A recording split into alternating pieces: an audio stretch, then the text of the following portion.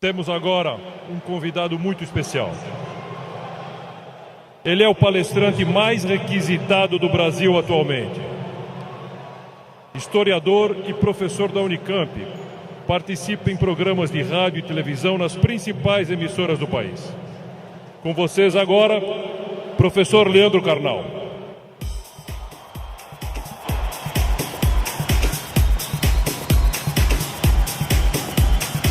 Boa tarde. Muito boa tarde. Um imenso prazer estar aqui no Rio de Janeiro. Bem, obrigado. Obrigado. Obrigado. Muito obrigado. Ainda bem que eu não sou tímido. É um imenso prazer estar aqui no Rio de Janeiro, cidade que eu amo tanto. E é um imenso prazer falar sobre o tema que nós vamos falar agora. O tema que nós vamos falar agora, se eu for feliz, e vocês receptivos, como parece que são bastante, se eu for feliz e vocês receptivos, corre o risco, temos a chance de que seja um tema que transforme a vida de vocês. Por quê? Porque eu vou falar naturalmente de autores que eu estudo há 30 anos, eu vou falar das coisas que eu me dedico na universidade, eu vou falar de muitas coisas que vocês encontram nos livros. Mas, minhas senhoras, meus senhores, eu também vou falar das coisas que eu aprendi nesses 54 anos de vida, nesses 35 anos de magistério, e que eu tento transmitir através de livros, vídeos, programas e outras participações. Então, em primeiro lugar, vamos pensar numa pergunta que parece uma pergunta estranha, mas é de longe a pergunta mais importante. Por quê? Porque, obviamente, se num domingo à tarde eu tenho diante de mim esse imenso auditório, se num domingo à tarde eu tenho tanta gente que está aqui, é porque vocês estão dando uma resposta a essa pergunta. Vocês querem ser felizes. Vocês estão respondendo a uma questão importante sobre a realização da vida.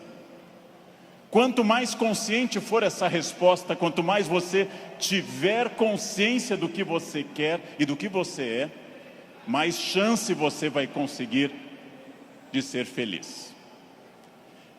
A pergunta que eu vou fazer, eu sei a resposta, porque eu estava ali atrás ouvindo essa maravilhosa rave aqui. A pergunta eu sei a resposta, porque nós estamos num clima de alegria, de entusiasmo. Entusiasmo é uma palavra linda, vem do grego cheio de Deus, entheos. Cheio de Deus, entusiasmo. Mas eu vou começar fazendo uma pergunta que eu sei a resposta. É típico de professor isso. Se eu pergunto aqui nesse ambiente entusiasmado, com 27 mil pessoas cheias de energia, se vocês são felizes, eu sei a resposta. Pergunta, nesse momento, quem nessa distinta plateia se considera uma pessoa feliz? Acaba de falir o laboratório do Prozac. Não haverá mais depressão no planeta Terra. Bem, é óbvio que a felicidade de vocês é notável.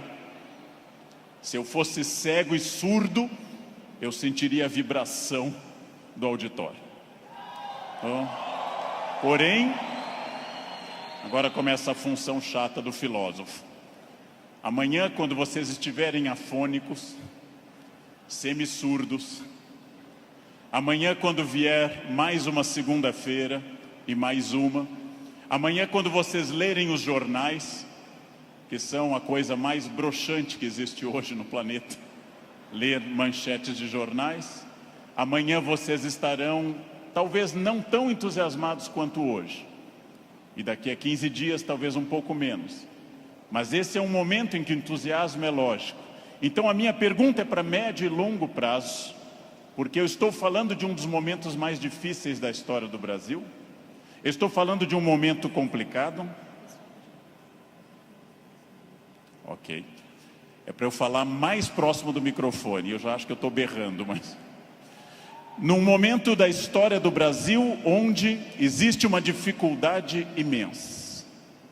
Eu não vou citar o nome dessas pessoas, porque dizem que o simples nome atrai energia negativa para o ambiente. Vamos chamá-los de Voldemort 1, Voldemort 2. Bem, muito difícil que eu consiga pensar, porque da mesma forma que nós temos um momento político difícil, nós temos um isolamento enorme neste país, e as pessoas quase todas estão fechadas sobre seus aparelhos, estão fechadas sobre aquilo que estão lendo e vendo, estão mais olhando suas telas do que outras pessoas. Há um individualismo enorme, crescente, há um individualismo que nos domina nesse momento, sem sombra de dúvida. E eu vou traduzir esse individualismo nessa piada. Um homem tenta advertir uma senhora que se encontra em rumo de colisão e grita o núcleo duro da mensagem, vaca, porque ele não tem tempo para elaborar uma frase, ele não tem tempo para dizer, cuidado, ó senhora, haverá um choque. Então ele grita apenas vaca, e ela que não olha para o rosto dele, e ela que não vê que o rosto dele é de preocupação e não de insulto, ela se vira e insinua que o casamento dele é uma sociedade aberta e não fechada.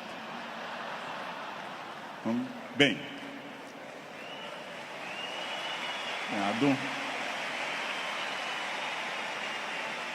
primeiro problema e primeiro conselho que eu dou a vocês, para que vocês reflitam, aceitem ou rejeitem como desejarem. Primeiro conselho importante: olhem para o rosto das pessoas. Olhem para o rosto dos clientes. Olhem para o rosto de quem está comprando, porque o rosto humano é um livro poderoso que traduz tudo. O rosto humano lhe diz, eu estou adorando, eu estou detestando, eu estou entediado, eu estou entusiasmado. Comecem a olhar para o rosto, comecem a mandar menos emojis e emoticons pelo celular e comecem mais a olhar para o rosto humano que traduz tudo o que você precisa saber. Chego a sugerir ousadamente que vocês olhem para o rosto das pessoas da própria família, que conversem com maridos e mulheres. Olha a minha ousadia. Que olhem para essas pessoas. Que vocês passem a avaliar valores, emoções, sentimentos. Que vocês passem a pensar claramente em cada indivíduo único. Essa é uma das grandes chaves do sucesso. Eu tinha um erro, eu tinha um defeito como profissional. Há alguns anos eu entrava num grande evento como esse pensando o seguinte: acabei de chegar de Foz do Iguaçu, dei palestra lá, amanhã eu tenho que estar cedo em São Paulo, depois eu vou para a Bahia, depois eu tenho que voltar correndo da Bahia porque eu tenho aula na terça-feira de manhã cedo em Campinas. E eu vivia no compromisso seguinte, eu vivia no momento seguinte. Isso é um defeito. Vivam no momento que vocês estão. Ao entrarem para conversar com alguém, ao tentar uma venda, ao ler um livro, ao namorar, ao conversar com seu filho, ao fazer qualquer coisa importante na sua vida, entre inteiramente naquilo. Não fique pensando o que vem depois. Faça daquela experiência única e que a pessoa que está com você não entenda e não sinta, em hipótese alguma, que ela é um obstáculo ao seu horário, que ela é um obstáculo à sua realização. Entreguem-se a isso. Quais são os meus valores? De novo, parece uma pergunta estranha, mas é uma das perguntas mais importantes que nós temos. Qual é o seu valor? Qual é o seu valor principal? Qual o seu valor auxiliar? Que faz você se emocionar? O que move seu coração, o que impulsiona seu despertar? Quais as ideias que você tem mais fortes pela manhã? Em que você dorme pensando em quem? Estes são seus valores. Decidiu que seus valores são família, dinheiro, um equilíbrio entre os dois? Decidiu que seus valores são viagens, família, dinheiro, um equilíbrio entre os três? Perfeito. Definido o valor, procure este valor obsessivamente, sem cessar em nenhum momento. Há mais de 40 anos, quando eu estava estudando línguas inclusive, eu ouvi várias pessoas dizendo sempre que era muito esforço. Quando eu fiz a faculdade, evitei excesso de festas, evitei maconha, o que num curso de humanas na USP é um isolamento muito grande. Não pegava ninguém. Evitei coisas, foquei no que eu queria. Eu estou aqui para estudar. Eu estou aqui para estudar muito. Depois continuei estudando e fiz mestrado e doutorado, fui morar fora, aprendi línguas e sempre mirando no meu valor. Meu valor é ser um profissional de excelência. E não apenas excelência média, de grande excelência. Então, eu mirei desde o início, gente. Eu mirei na ideia que eu quero ser Alexandre o Grande, não Alexandre o Médio, nem o Pequeno. Não quero ser médio, não quero ser a pessoa legalzinha. Por incrível que pareça, e até vaidoso que possa parecer a vocês, mas isso foi um lema de vida, desde muito cedo eu disse: eu quero ser, se não o melhor, um dos melhores professores do Brasil. Um valor alto, vaidoso. Só que eu aprendi que mirando alto, às vezes a gente consegue um pouco menos. Se você mirar baixo, você consegue ainda menos. Mire alto. Não tente ser o melhor vendedor do condomínio, é muito pouco. Não tente ser a melhor pessoa da rua, é muito pouco. Mirem alto. Mirem alto e busquem isso. Eu quero ser o melhor vendedor do Brasil. Simplesmente isso. Se alguém acha que não pode, ache os instrumentos para poder.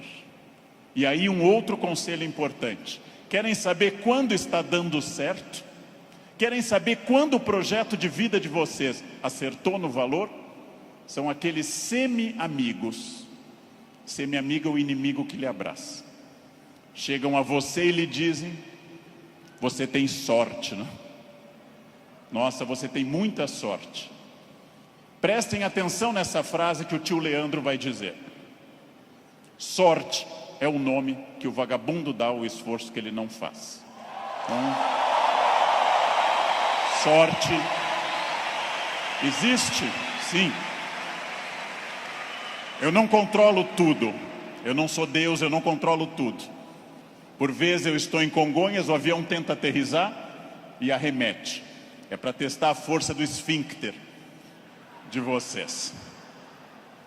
Eu não controlo tudo, mas aquilo que eu controlo, e é bastante, eu sou sócio majoritário da minha existência, e para isso eu preciso de equilíbrio.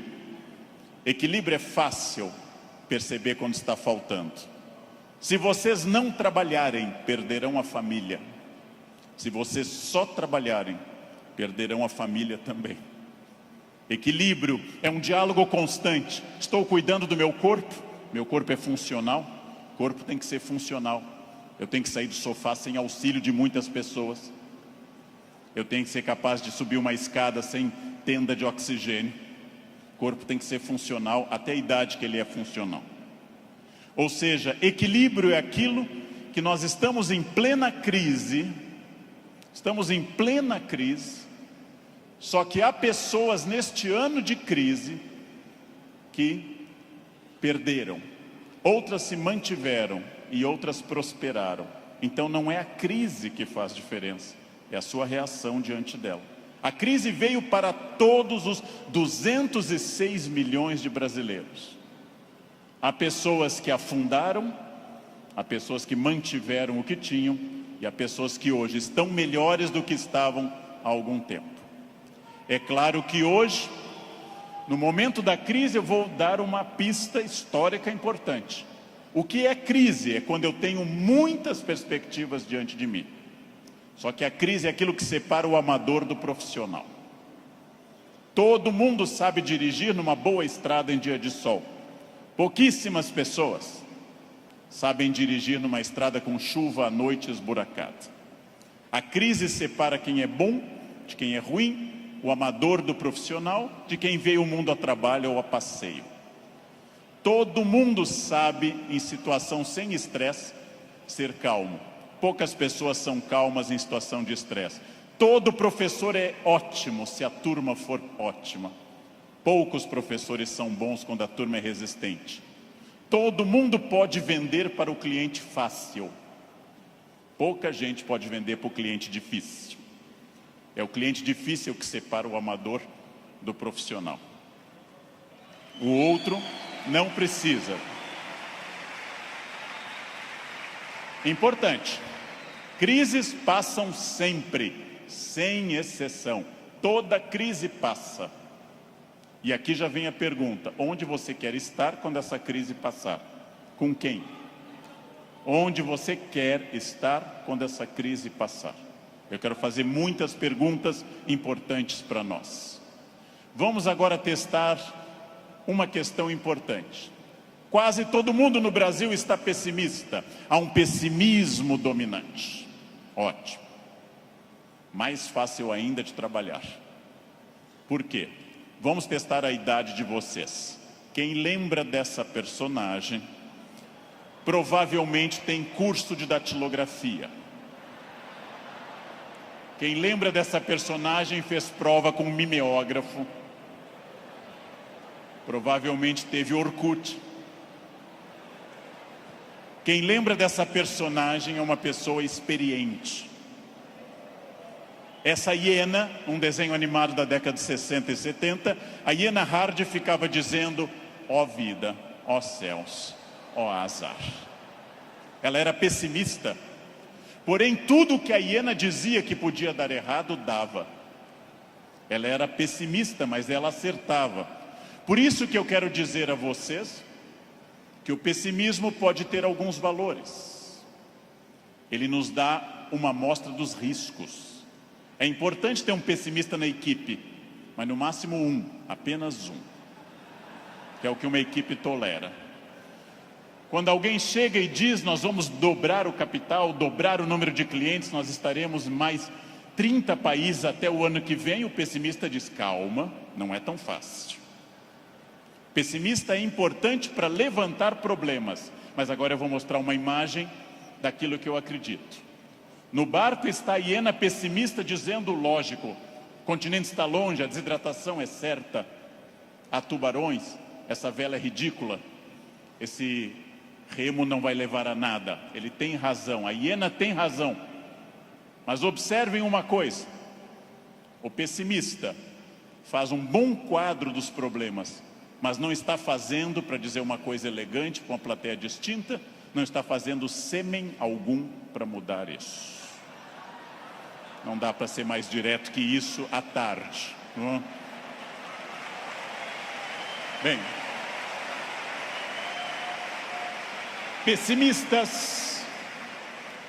pessimistas são bons para levantar os riscos. Pessimistas são péssimos para resolver os problemas. Para eu resolver um problema, para eu resolver qualquer coisa, eu preciso de um otimismo obsessivo. Se eu não for otimista, gente, eu jamais teria casado. As estatísticas me contrariam. Casamento é submarino, pode flutuar, mas foi feito para afundar. Foi feito para afundar. Se eu não fosse tomado de um otimismo obsessivo e doentio, eu não teria filhos, porque é um investimento de retorno muito ruim. Filhos nunca amortizam o que você investe neles. Com filhos você nunca chega ao topo.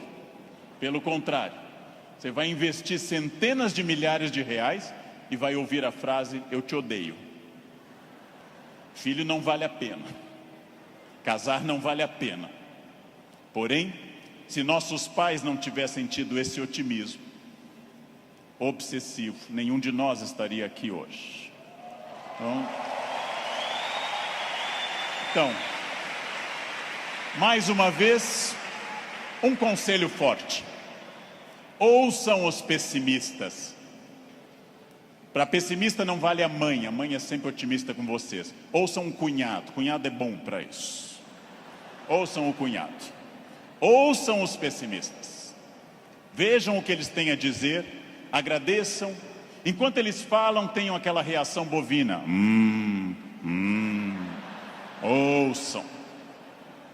Depois agradeçam e comecem a trabalhar com otimismo total. É só assim que se cresce. É só assim que se consegue alguma coisa. Eu não sei quem governará o Brasil no ano que vem.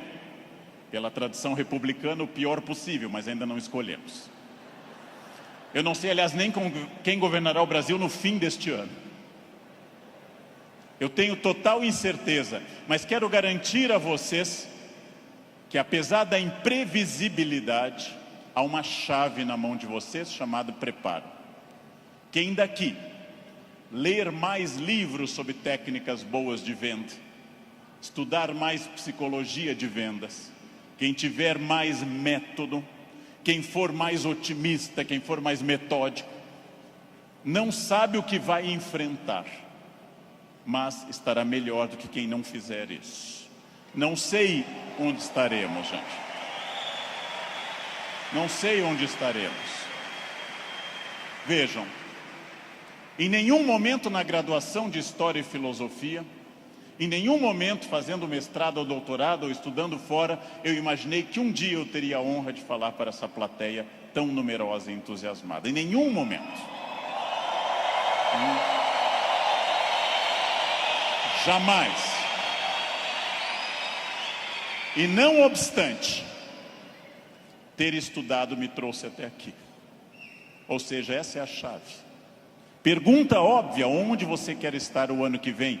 Eu não sei o ano que vem, eu não sei 2018, eu não sei 2027, daqui a 10 anos. O futuro é sempre nebuloso. Gente que há 2, 3 ou 4 anos governava este país e tinha uma renda maior que todo esse auditório junto. Hoje está tendo uma hora de sol em Curitiba. Então, o futuro é sempre oscilante. Porém, vamos transformar essas palavras.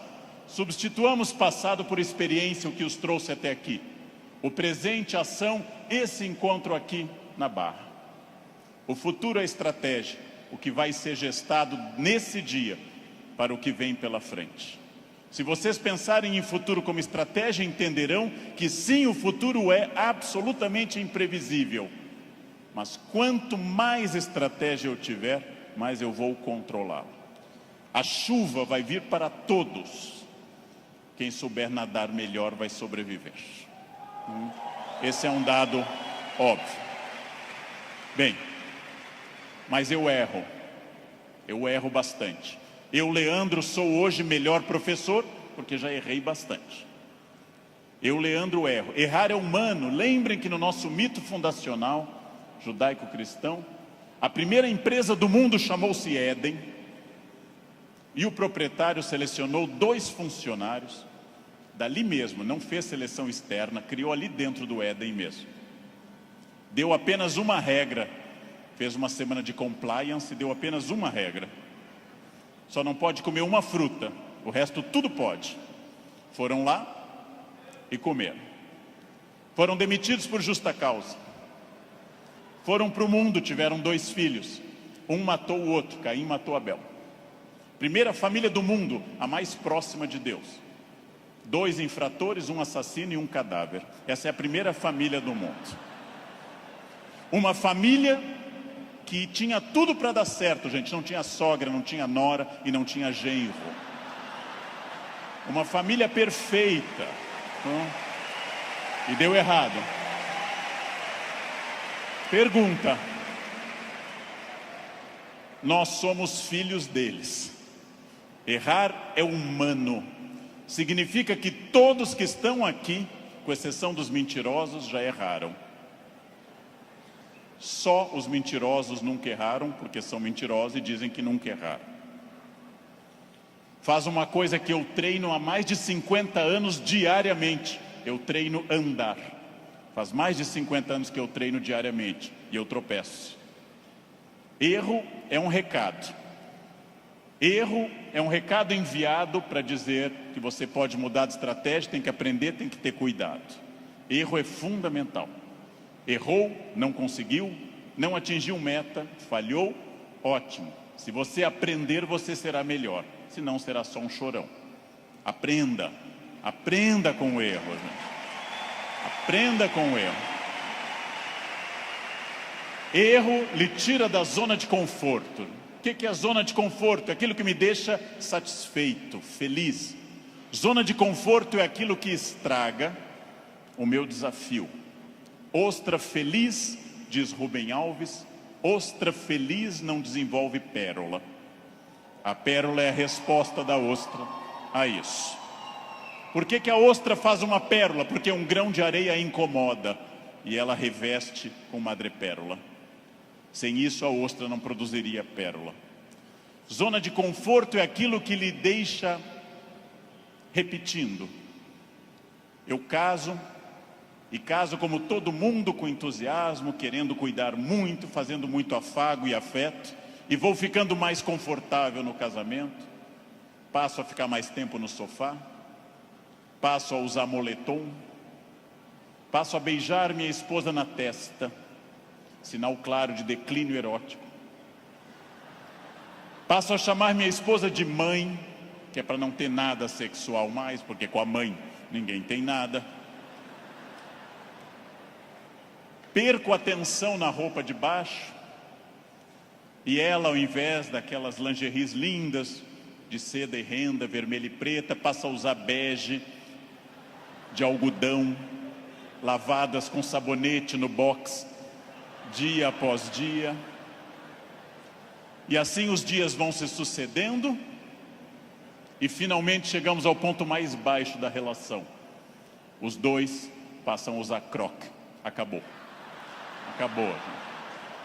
Não há sexo com croque, jamais. Bem,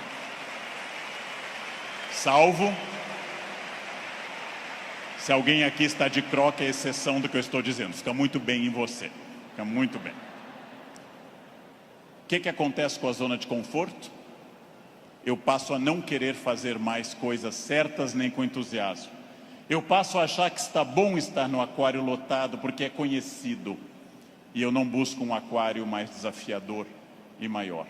Tudo o que te agrada te engana. Tudo o que te seduz e te deixa confortável te conduz à mediocridade. Quanto mais você tiver desafios, mais você vai responder a esses desafios. Zona de conforto é muito curiosa, porque ela significa o fim da luta. Saiam da zona de conforto. Pensem seriamente que tudo está em mudança, tudo está envelhecendo, tudo está passando, tudo aquilo que não está se expandindo está encolhendo. Tudo aquilo que não está melhorando está piorando. Isso é a realidade do mundo. Se você não mudar o seu negócio, alguém mais jovem e mais dinâmico vai mudar.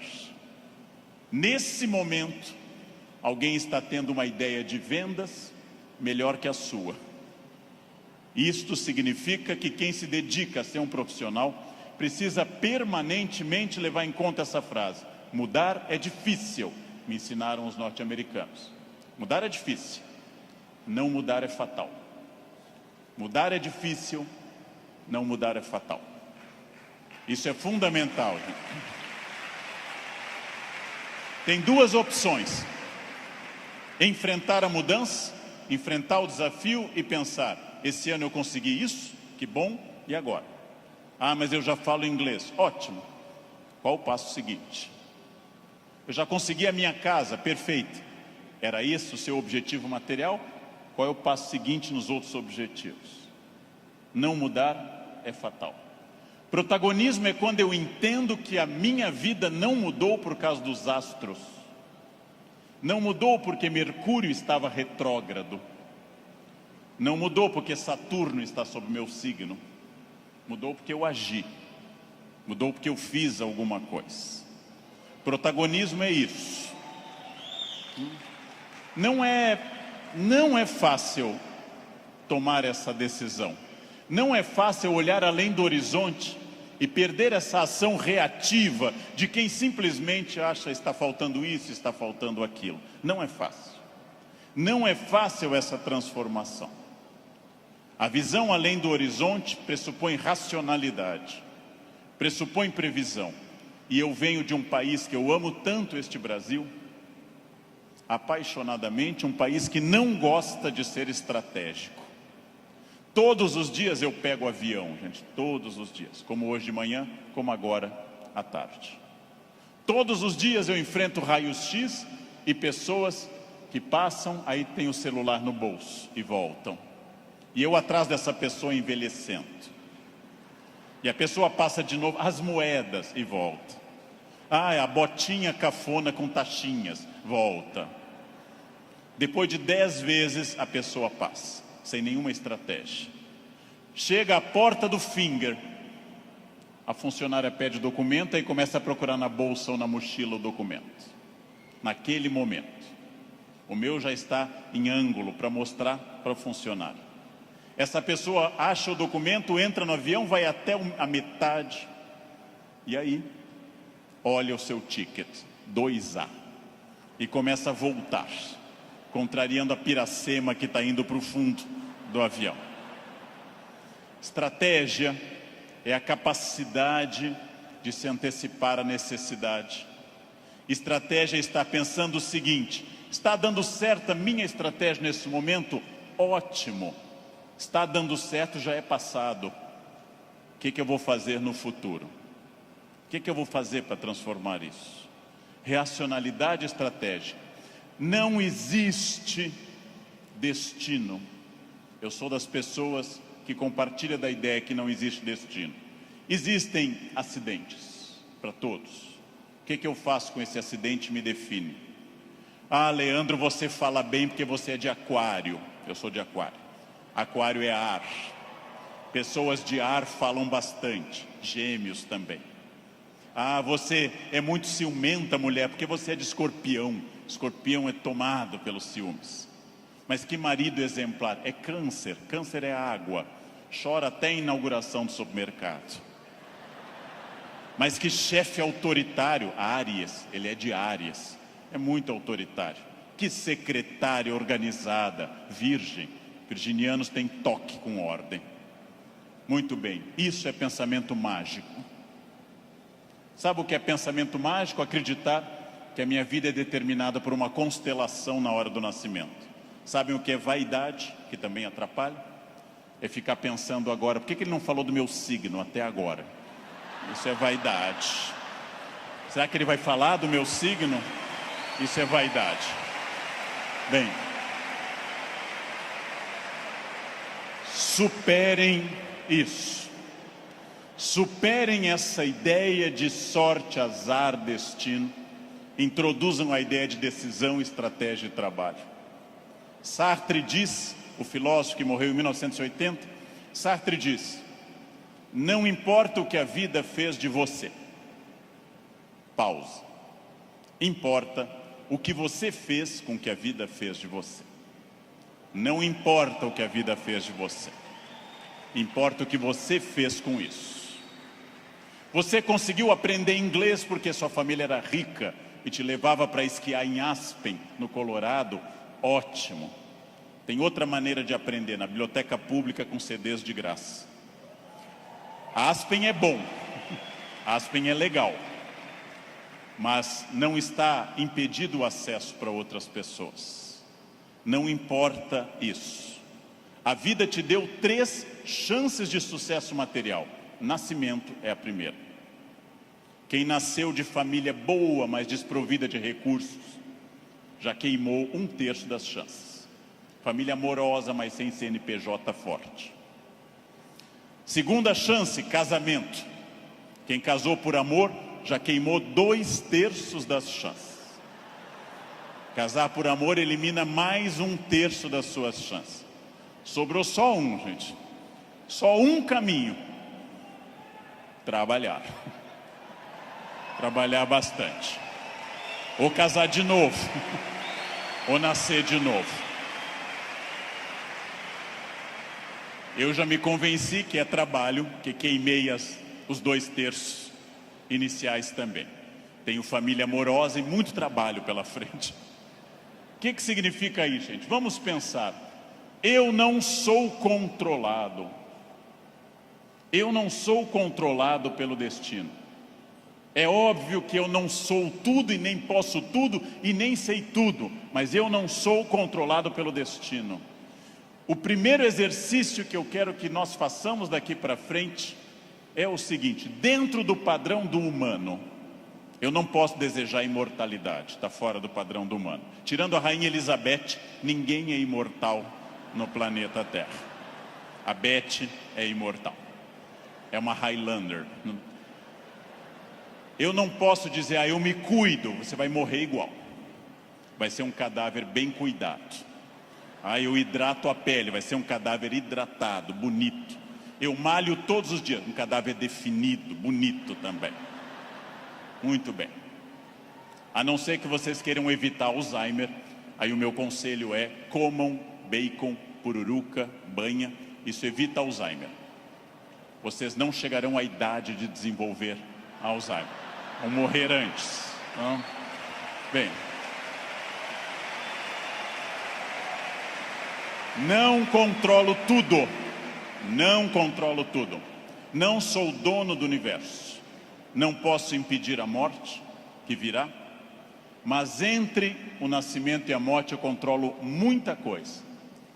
Toda crença em destino, vocação, talento, é uma crença que tende a disfarçar o que de fato faz a diferença, e o que de fato faz a diferença é o esforço. Eu tenho uma sorte imensa quando as pessoas me dizem: Leandro, você tem sorte. Eu tenho uma sorte imensa, e essa sorte se repete diariamente, porque eu acordo às 4 da manhã. Essa é uma sorte diária.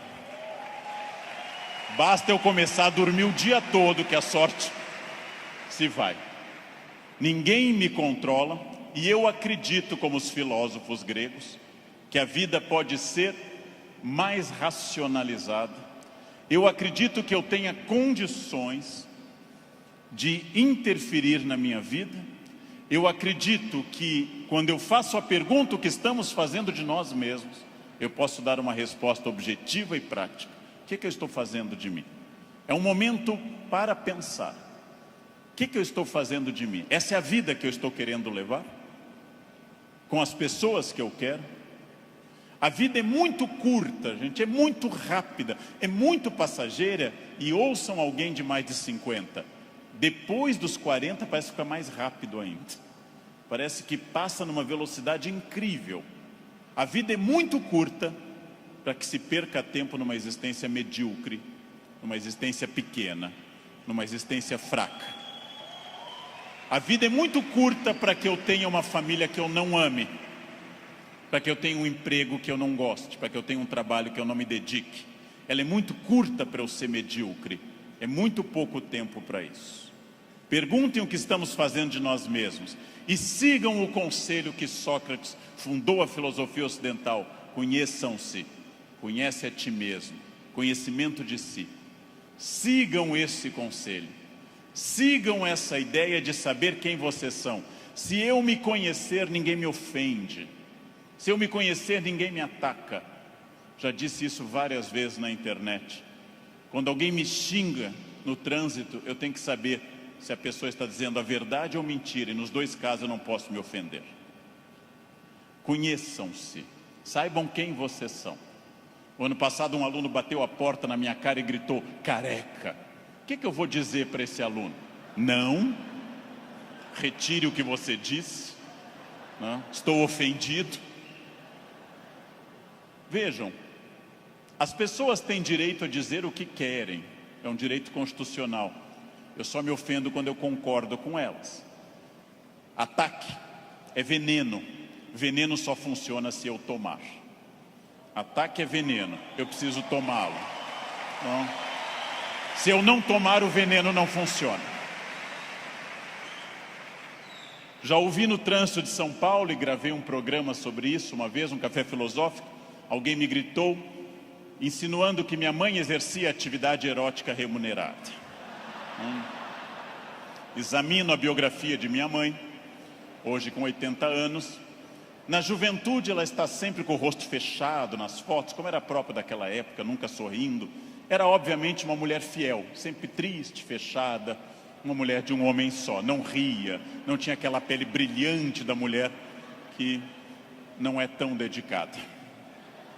No passado por virtude, no presente por falta de mercado, minha mãe não é uma prostituta. Então eu não me ofendo. Mas se ela fosse, e não é crime no Brasil ser, eu teria que dizer à pessoa, você conheceu uma mãe? Você ia lá em casa? Não. Também não teria que me ofender. Segundo o xingamento mais comum e mais estranho, diz respeito à orientação sexual, que é mais estranho ainda, já que orientação sexual não é xingamento, mas é uma característica de cada pessoa. Alguém insinua que eu seja de uma orientação sexual específica. Eu observo e penso, tenho 54 anos, é uma idade boa para você já saber seus orifícios preferidos. É uma idade que, grosso modo, você já sabe mais ou menos o que você gosta. E não haveria problema nenhum em gostar de outra coisa. Então eu digo, você está enganado.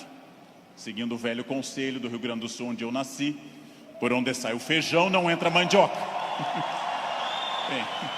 Bem, mas e se fosse? E se fosse, sem problema algum, eu diria a essa pessoa também, você me conhece? Eu não lembro do seu rosto, mas eu olho sempre o travesseiro, quer dizer, eu não vejo, estou sempre na fronha, eu não lembro bem do seu rosto. Sem problema também. Quando alguém lhe xinga de velha, de feio, de babaca, de filho de alguma coisa, quando alguém lhe xinga até dizendo um time de futebol específico, que eu não vou repetir, resta você saber, a pessoa está certa ou errada. Se ela estiver certa, ela não está me ofendendo. Se ela estiver errada, está me ofendendo. A vida é muito curta para que eu perca tempo com babacas cheios de ódio. A vida é muito curta para isso, né? É muito curta. Evitem esse problema. Quem se conhece não se olha como Superman, e na verdade é o pateta. Quem se conhece sabe dos seus limites e explora esses limites ao máximo. Quem se conhece sabe, talvez eu não tenha vindo ao mundo tão bonito, talvez eu não tenha vindo ao mundo tão alto, tão rico, tão hábil em línguas. Eu posso fazer muito com isso, muito. Posso esticar esses limites ao máximo. É fundamental conhecer-se. Sempre, sem exceção, sem nunca perder de vista que consciência é a chave da transformação. Consciência é a chave de todas as transformações. Respostas claras, objetivas para a pergunta que eu fiz no início. O que eu quero? Onde isso vai me levar? Quem sou eu? Isso me torna ou não feliz? Consciência. Controlar a vaidade. O principal elemento de descontrole de uma vida.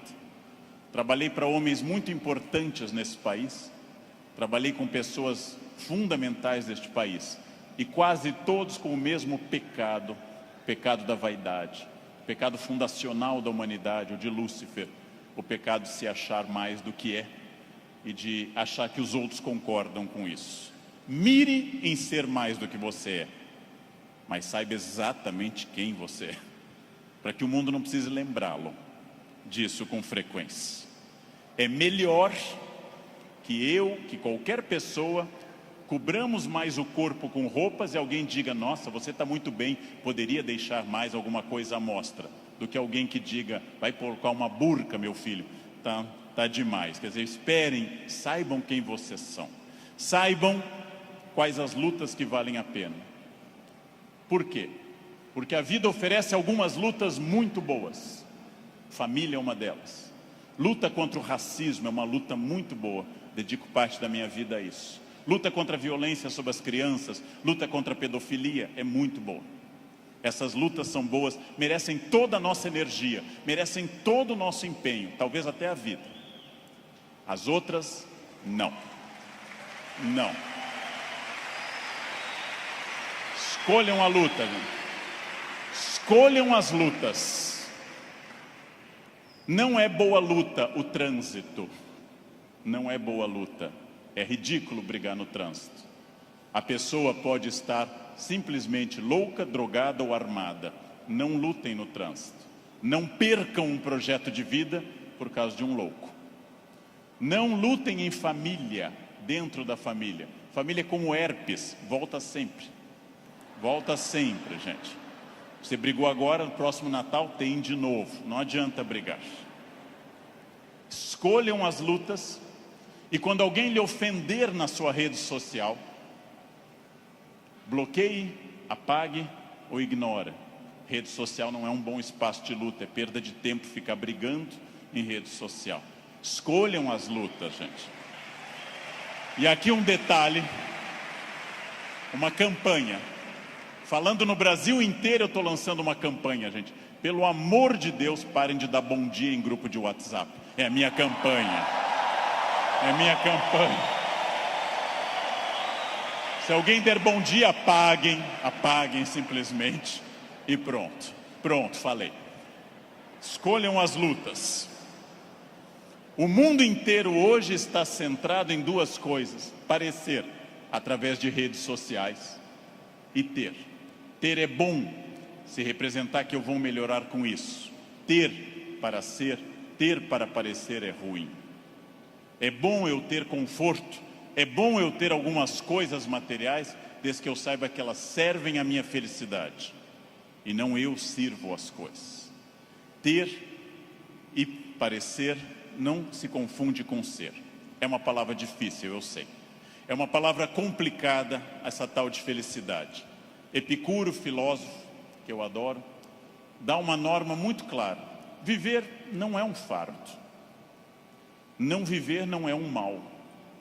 Logo, diz Epicuro que nós devemos honestamente morrer e honestamente viver. Como eu posso ter medo do que é inevitável? Viver é um desafio constante, diário, não é um fardo. Não posso acordar como um condenado, não é um fardo, é bom. E também honestamente aceitar essas coisas. Muito importante, contido nessa imagem de uma escultora norte-americana, Bobby Carlyle, que eu adoro. Essa estátua chama Self-Made Man. Mostra com o talento da escultora, em bronze, uma figura de um homem esculpindo-se. É uma metáfora excelente para todos nós. Eu estou parcialmente pronto, mas eu não sou perfeito. Perfeito quer dizer em latim feito até o fim. Perfectum, feito até o fim. Eu não sou perfeito. Eu sou perfectível, eu estou em processo de transformação, eu sou uma pessoa crescendo a cada instante. Eu tenho partes completamente prontas, outras que precisam de melhoras e outras que precisam ser criadas. Eu não estarei pronto até o fim. O jogo termina apenas no fim, construir-se. Qual é a parte que me falta? Qual é a parte que eu preciso melhorar? Qual é a parte que eu tenho que transformar? Talvez eu seja muito bom quanto a horários, quanto a sair da cama, mas eu sou bom quanto a resiliência, ou seja, enfrentar as pequenas crises cotidianas. Eu sou bom com resiliência e com horários, mas sou muito irritadiço. Tenho que trabalhar isso no meu autoconhecimento, num processo de psicologia, tenho que trabalhar minha irritação. Eu tenho partes a serem melhoradas. Meu português não é bom? Leia, aprende, estude. Eu tenho partes a serem melhoradas. É isso que nós chamamos de construir-se, fazer-se, tornar-se melhor. Não acreditar naquela síndrome de Gabriela, cravo e canela. Eu nasci assim, eu sou sempre assim. Gabriela, não existe isso.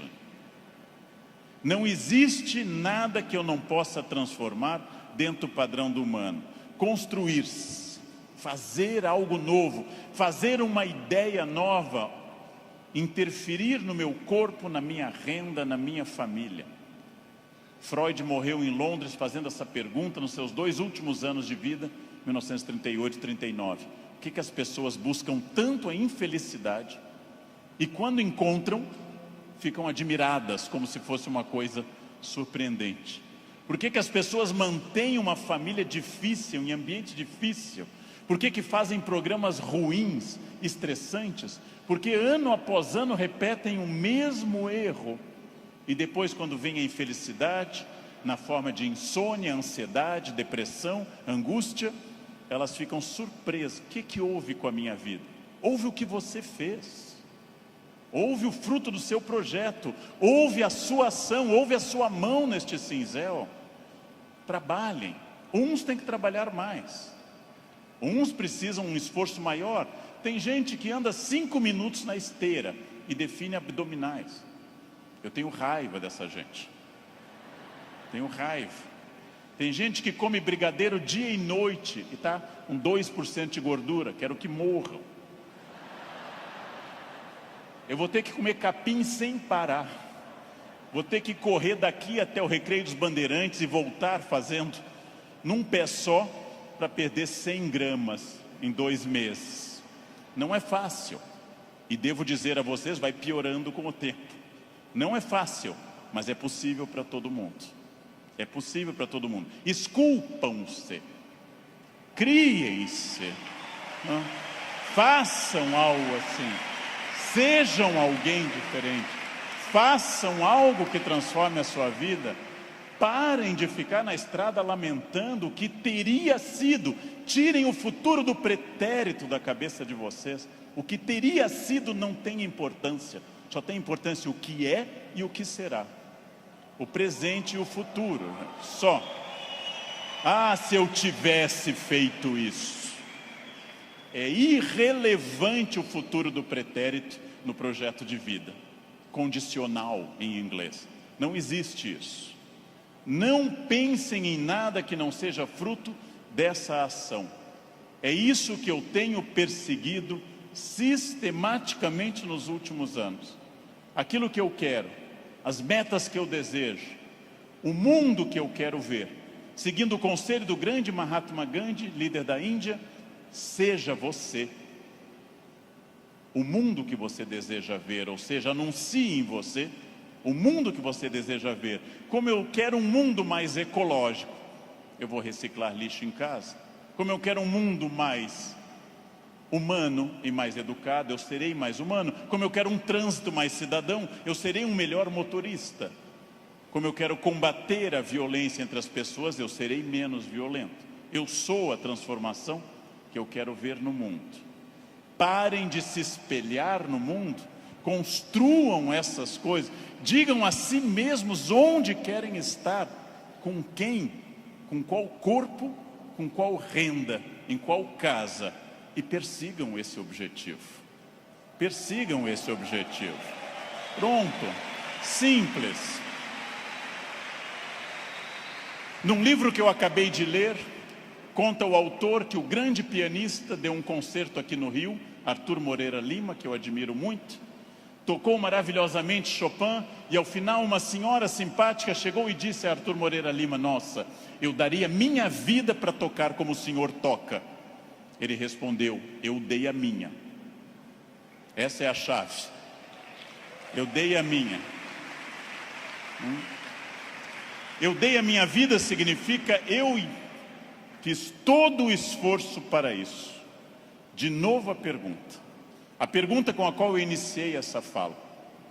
Você é feliz? Esse grupo respondeu com entusiasmo que era feliz. Perfeito. A gente sabe que talvez, uma ou outra pessoa aqui, 2 ou 3, talvez não sejam tão felizes, mas levantaram a mão porque ficava chato. Talvez. Mas a próxima pergunta é muito importante também. Se há algo que me incomoda, em qualquer campo, se há algo que me perturba, se há algo que me tira o sono, se há algo que eu poderia melhorar, se eu quero um outro modelo, o que pode ser feito a partir de hoje para mudar esses pontos complicados? Em janeiro eu me reuni com os meus alunos E um deles me disse: depois do carnaval eu vou estudar francês. E eu disse: você vai desfilar? Você é destaque em alguma escola? Você vai trabalhar na escola do samba, na cidade do samba? Não, então começa essa noite, e não depois do carnaval. Essa noite. Não depois do carnaval. Segunda-feira eu vou perder peso. Não. Hoje. Vão a pé para casa. Começa hoje. Eu preciso ir até São Paulo a pé essa semana.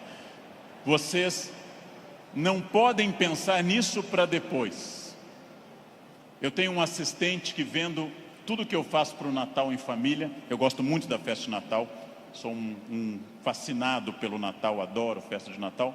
Ele disse: nossa, como eu gostaria que o Natal fosse assim lá em casa. E eu perguntei: e o que você acha que acontece para ser assim na minha casa? Anjos descem dia 24 e trazem a ceia e as atrações prontas, ou você me vê desde outubro no telefone indo atrás disso? O Natal será o que você quiser que ele seja. Será o que você quiser que ele seja. Se o seu Natal é depressivo, se o seu Natal é aquele que toca Jingle Bells e você chora, se o seu Natal é depressivo, é uma escolha sua, respeitável. Você gosta de Natal assim. Se o seu Natal é alegre, é uma escolha sua. Isto vale para tudo que vocês decidirem. O que pode ser feito para mudar os pontos complicados? Onde eu posso transformar quem eu quero ser daqui para frente? Eu digo isso sabendo que é fácil dizer e é complicado fazer. E o que eu ganho se eu for estratégico, consciente? O que eu ganho se eu tiver autoconhecimento? Estou recapitulando o que eu falei. E o que eu ganho se eu fizer as perguntas certas e me esforçar para atingir esse objetivo? A resposta disso é óbvia, é a vida plena. O que é uma vida plena? É a vida que eu controlo de acordo com a minha felicidade. Pessoas não plenas são aquelas que dizem que são levadas. Não dei sorte. Tentei, mas foi assim. Minha família não é uma família de sucesso. Eu tentei, mas não era o que eu queria. Não, você não tentou suficientemente. Acontece que, para conduzir a uma conclusão, tem uma coisa terrível. O fracasso é uma das coisas mais confortáveis que a espécie humana inventou. O fracasso é agradável, me tira toda a responsabilidade. Não dei certo, fui à falência, adquiri um vício, eu bebo até cair. O fracasso é super confortável, porque ele me faz parar de lutar. No momento que eu paro de lutar, eu me sinto tranquilo. O fracasso é um quarto confortável, o sucesso é um quarto desafiador. O fracasso é uma coisa que agrada a maioria das pessoas, por incrível que pareça. Por isso tanta gente gosta do fracasso. Por isso tanta gente fica no fracasso. Por isso que tanta gente leva um casamento ruim 30 anos. Fica num emprego ruim 30 anos. Não faz uma coisa certa uma década inteira e pensando, não deu. Porque isso é confortável. É confortável. E aí volto à pergunta que eu fiz aos senhores desde o início. Volto a essa pergunta fundamental. De fato, o que eu quero? Quem eu sou? Onde eu quero chegar? Com quem eu quero chegar? Quais são meus objetivos? Se eu tiver consciência profunda, eu transformo por completo. Então, a primeira pergunta vocês já deram a resposta. E deram a resposta antes de ouvir o que eu tinha para falar. Todos aqui são felizes. Ótimo. Perfeito. A segunda pergunta é mais complicada. É a pergunta para deixar para vocês pensando nessa linda tarde de domingo. Quem daqui quer, nos próximos 10, 20 ou 30 anos, quem daqui quer continuar sendo feliz, com êxito e feliz? Bem, melhor ainda, eu também. Melhor ainda, agora vai começar o primeiro dia do resto da vida de vocês. Agora começa a parte mais importante. Esqueçam o que passou. Esqueçam o passado. Esqueçam tudo que veio até aqui. Reinvente-se. Reconstrua.